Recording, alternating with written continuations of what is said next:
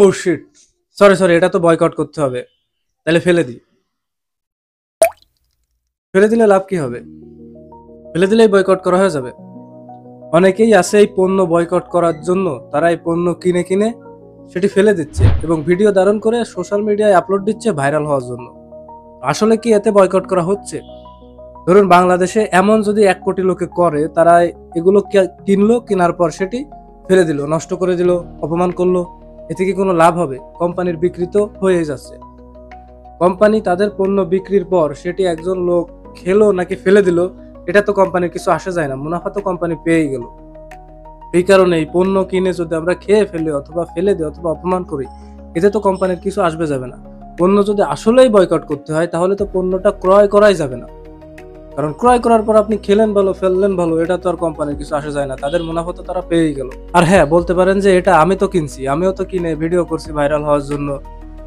তো জানিয়ে রাখি, এটা আসলে কোক না, এটা ইসরায়েলি পণ্য না, এটা হচ্ছে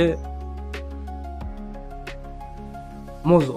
আমি মোজো কিনছি ভিডিও করার জন্য, কিন্তু এর সিলটা আগে থেকে খুলে ফেলছিলাম। যাই হোক, এখন আসল কথা হচ্ছে, সত্যি যদি পণ্য বয়কট করতে চান, তাহলে যে কাজটি করতে হবে সেটি হচ্ছে, প্রত্যেকটি এরিয়ায় একজন ডিস্ট্রিবিউটর থাকে, যে নির্দিষ্ট কোম্পানি থেকে পণ্য এনে সেই পণ্য তার এলাকায় ছড়িয়ে দেয়। তো পণ্য বয়কট করতে চাইলে সবাইকে নিয়ে সেই ডিস্ট্রিবিউটরকে গিয়ে ধরতে হবে, ধরার পর থেকে ভালোভাবে বলতে হবে, ভাই আপনি এই কোম্পানির পণ্য আর আনবেন না। এরপর যদি ডিস্ট্রিবিউটর কথা না শোনে, তারপর তাকে ধরে একটা কেলানি নিলে হবে। কিন্তু এভাবে এক একটা পণ্য কিনে সেটি ফেলে দিয়ে, অপমান করে, পুড়িয়ে ফেলে যদি ভিডিও করা হয়, এতে তো কোম্পানিরই লাভ, কোম্পানিরই সেল হয়ে যাচ্ছে।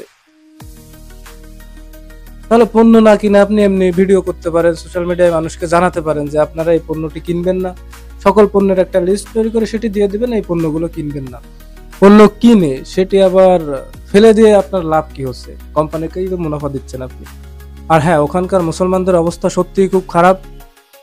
সবাই তাদের জন্য দোয়া করবেন আর চেষ্টা করবেন নিজের পজিশনে থেকে তাদের হেল্প করার।